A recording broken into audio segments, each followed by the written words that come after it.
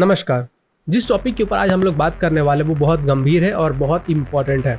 आपने अक्सर ऐसी चीज़ें सुनी होगी कि कहीं पे कोई पुजारी होता है जो किसी महिला के साथ बलात्कार करता है, किसी महिला के साथ छेड़छाड़ करता है। कहीं पे कोई तांत्रिक होता है जो महिलाओं के साथ बलात्कार करता है। और ऐसा लिखा जाता है कि ये जो हिंदू पुजारी होते हैं, हिंदू तांत्रिक होते हैं, बाबा होते हैं, वो सब के सब ढोंगी होते हैं और वो सब के सब महिलाओं के साथ गलत काम करते हैं, लोगों को लूटते हैं। और इस तरीके से जो पुजारी होते हैं और जो बाबा होते हैं उनकी इमेज को खराब किया जाता है। हर जगह ऐसा दिखाया जाता है कि ये सब लोग जितने होते हैं ना, सब के सब सिर्फ ढोंगी होते हैं और हिंदुइज्म में सिर्फ ऐसे ही लोग भरे पड़े हैं। तो इस तरीके का प्रोपेगेंडा चलाया जाता है, इस तरीके के व्हाट्सएप फॉरवर्ड भी आते हैं और न्यूज आर्टिकल्स भी छापे जाते हैं। और इसी चीज को आज मैं एक्सपोज करने वाला हूँ कि कैसे ये लोग इस प्रोपेगेंडा को फैलाते हैं और कैसे चीजों को गलत वे में दिखाते हैं। 2018 का टाइम्स ऑफ इंडिया का ये न्यूज आर्टिकल पढ़िए। इसके हेडलाइन में लिखा हुआ है कि एक गॉडमैन होता है जो कि महिलाओं के साथ गलत काम करता है और वहां पे एक हिंदू साधु की फोटो चिपकाई गई है रिप्रेजेंटेशन के लिए। अब इस आर्टिकल के हेडलाइन को पढ़ने के बाद आपके मन में क्या आया? आई एम श्योर आपके मन में यही आया होगा कि कोई हिंदू तांत्रिक होगा, कोई हिंदू बाबा होगा जिसने महिलाओं के साथ गलत काम किए होंगे और वो पकड़ा गया है, इसीलिए ये न्यूज आर्टिकल लिखा गया है। लेकिन सच्चाई क्या है वो भी जान लीजिए। अगर इस न्यूज आर्टिकल को आप ध्यान से पढ़ो, नीचे जाओ, यहाँ पे दिखाई देगा कि एक मुस्लिम आदमी था जो कि ये सब काम कर रहा था है। तो फिर वो जो आर्टिकल था वहां पे ऐसा क्यों लिखा गया था और ऐसा दर्शाया क्यों गया था कि ये जो काम कर रहा था वो एक हिंदू था? अगर इस आर्टिकल को आप लोग ध्यान से पढ़ोगे तो इस आर्टिकल को लिखने वाला भी एक मुसलमान ही है। अब यहाँ पे जो क्राइम कर रहा है वो भी एक मुसलमान है और वो हिंदू के वेश में आके कर रहा है और उसको लिखने वाला भी मुसलमान है और वो ये दिखा रहा है कि कोई हिंदू क्राइम कर रहा है। अब मैक्सिमम लोग जो न्यूज आर्टिकल होते हैं उनके हेडलाइन से पढ़ते हैं, ज्यादा डीप में कोई पढ़ता नहीं है। तो सबको तो यही लगेगा ना कि वो करने वाला जो काम था वो एक हिंदू था और जितने बाबा होते हैं, जितने योगी होते हैं, जितने साधु होते हैं वो सब यही काम करते हैं, महिलाओं के साथ गलत काम करते हैं, पुरुषों के साथ गलत काम करते हैं और वो सब ढोंगी होते हैं। किसी को भी यही लगेगा। और इसी चीज के ऊपर एक व्यक्ति ने टाइम्स ऑफ इंडिया को फोन करके भी पूछा कि ये चीजें क्यों हो रही थी, तो उसके ऊपर भी उनका जवाब सुनिए। Hello hello, the Times of India.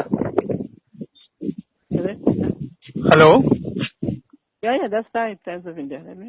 जी मैं अभिनव बोल रहा हूँ नागपुर से। ऑनलाइन पोर्टल के ऊपर एक आपकी खबर आई है बुल्डाना की, उस विषय में कुछ बात करनी थी आपसे। क्या, किस बारे में खबर है?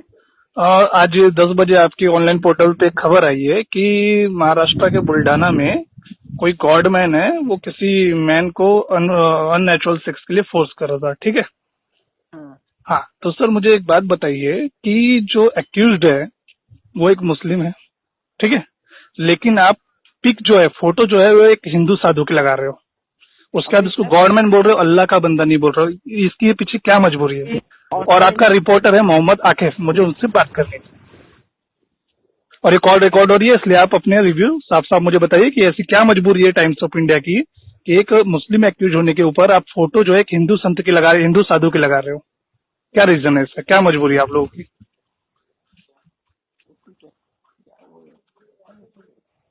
हेलो, अभी वो अपीयर नहीं हो रहा है। वो जी जी वो अपीयर नहीं हो रहा है। मेरी बात आप सुनिए, मुझे मोहम्मद आकिफ से बात करनी है। कोई नहीं बात, ऑनलाइन टीम एंड जो भी रिपोर्टर है वो प्रिंट के reporter, you will have to call up on the other number. हाँ, तो आप मुझे उनका नंबर दीजिए। मेरे पास नहीं है उनका। तो मुझे वो नंबर कहाँ से मिलेगा? आप देख लीजिए कहाँ से मिलेगा, आप चेक कर लीजिए, मेरे पास। ठीक है, सुनिए, मेरी ये कॉल रिकॉर्ड हो रही है जिसमें से एक मैसेज क्लियर जा रहा है कि आप ऑनलाइन पोर्टल के रिव्यू एक्सेप्ट करने वाले वहाँ बैठे हुए और आप मुझे नंबर नहीं दे रहे हो कि ताकि मैं किसी से बात कर सकूं। मेरे पास रिपोर्टर का। क्या बोले? रिपोर्टर का नंबर नहीं, लेकिन आपकी रिस्पॉन्सिबिलिटी है कि नहीं? आप द टाइम्स ऑफ इंडिया के हो। एक जब एक्यूज जो है वो एक मुस्लिम है और आप फोटो किसकी लगा रहे हो? एक हिंदू साधु की। इसके पीछे क्या मजबूरी है? और आपका रिपोर्टर मोहम्मद आकिफ वो खुद भी मुस्लिम है, तो ये कोई प्रोपेगेंडा है? तो मजबूरी नहीं थी, वो मिस्टेक था। मिस्टेक कैसे होती है सर? आज तक एक भी ऐसा एग्जांपल दिखा दीजिए जिसमें एक हिंदू एक्यूज्ड और आपने किसी मुस्लिम मौलाना फकीर की फोटो लगाई हो। एक भी आप एग्जांपल दे दीजिए मुझे टाइम्स ऑफ इंडिया की पूरी हिस्ट्री में। तो आपने भी सुना कि टाइम्स ऑफ इंडिया के इन एम्प्लॉइज का क्या कहना है। इनको कहना है कि मुझे कुछ मालूम ही नहीं है। फिर बाद में ये जब उनसे नंबर मांगा जाता है तो ये कहते हैं कि मुझे वो भी नहीं मालूम है। मतलब अब कौन से एम्प्लॉय हो? आप सिक्योरिटी गार्ड हो, आप उस कंपनी के एम्प्लॉय हो और आपके उसी कंपनी के दूसरे डिपार्टमेंट का नंबर नहीं है आपके पास? ऐसा कैसे? क्योंकि जब भी कोई कंटेंट पब्लिश करना होता है या लिखना होता है तो उस टाइम पे सारे डिपार्टमेंट आपस में मिलके ही कंटेंट प्रोवाइड करते हैं। तो सारे डिपार्टमेंट आपस में इंटरकनेक्टेड होते हैं, उनसे हमेशा बातचीत होते रहती है उनकी। तो आप ऐसा कैसे कह सकते हो कि आपके पास उनका नंबर ही नहीं है? और लास्ट में ये कहते हैं कि ये तो सिर्फ एक गलती थी, है? अभी तो आप बोल रहे थे कि हमें कुछ मालूम ही नहीं है, और अभी आप बोल रहे हो कि ये सिर्फ गलती थी। और इस व्यक्ति ने भी एकदम सटीक जवाब दिया कि ऐसी गलती तो आप दूसरे रिलीजन के टाइम पे नहीं करते हो। अगर ऐसी कोई गलती आपने की है तो एग्जाम्पल दिखा दो। बाद में इस चीज को लेकर जब थोड़ा आउटरेज हुआ तो उन्होंने उस फोटो को चेंज कर दिया, दूसरा फोटो लगा दिया, फिर उसके 2-3 घंटे के बाद फिर एक तीसरा फोटो लगा दिया। और ऐसा नहीं कि टाइम्स ऑफ इंडिया ने पहली बार किया है, बहुत बार किया इन्होंने और बहुत सालों से करते आ रहे हैं। कुछ एग्जाम्पल्स मैं आपके सामने रखना चाहूंगा। इस न्यूज आर्टिकल को देखिए।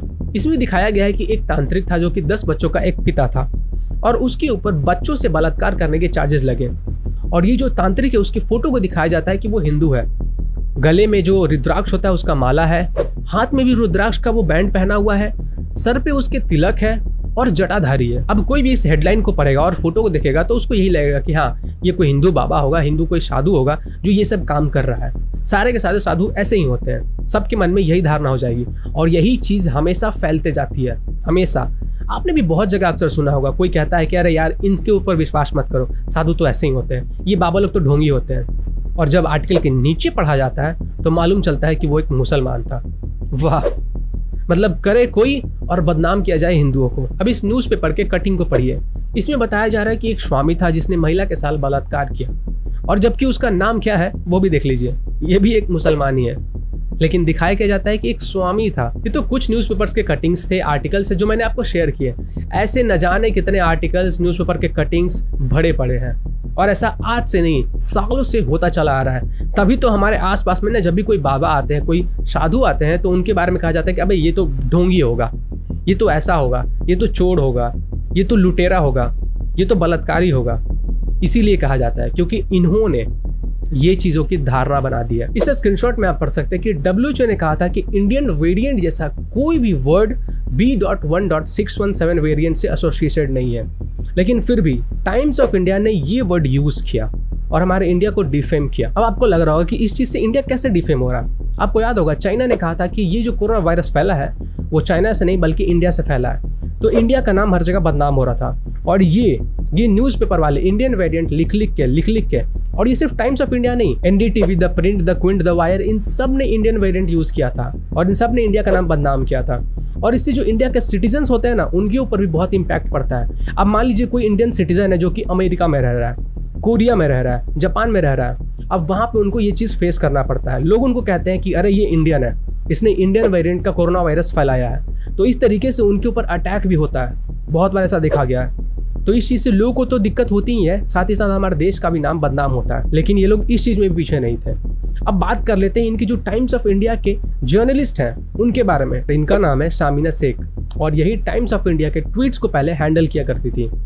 इनके ट्वीट्स को भी जरा देख लेते हैं कि ये कैसी विचारधारा रखते हैं। अतुल खत्री ने एक ट्वीट किया और उस ट्वीट के नीचे रिप्लाई करते हुए इन शेख मोहतरमा ने कहा कि गौमूत्र से ही कोविड क्योर हो जाएगा और हाँ, गाय का जो गोबर होता है उसको भी यूज किया जा सकता है। इस ट्वीट में ये कह रही है कि मैं चाहती हूँ कि बॉलीवुड में एक मूवी बने कोरोना वायरस के ऊपर और उसमें जो पॉलिटिशियंस होंगे वो सुपर हीरो होंगे और वो लोग गौमूत्र और गोबर को यूज कर कोरोना वायरस को ठीक करेंगे। ये लगातार इस तरीके की ट्वीट्स करते रहते हैं, कभी किसी को भक्त बोलते हैं, कभी गौमूत्र, कभी गोबर, तो इस तरीके से ट्वीट ये करते रहती हैं। और जब इनके इन चीजों को एक्सपोज किया गया कि ये देखो टाइम्स ऑफ इंडिया की जो जर्नलिस्ट है वो किस तरीके से हिंदू हेट फैला रही है, तो उन्होंने विक्टिम कार्ड खेलना शुरू कर दिया, जो कि अक्सर हमेशा शांति दूत और पंचर पुत्र करते हैं। जब उनके पास कोई ऑप्शन नहीं बचता है तो हमेशा विक्टिम कार्ड खेलते हैं और विक्टिम कार्ड खेल के इन्होंने शुरू कर दिया कहना कि मुझे रेप थ्रेट्स आ रहे हैं, मुझे मारने की धमकी आ रही है, मुझे बेइज्जती किया जा रहा है, मेरा टारगेट किया जा रहा है।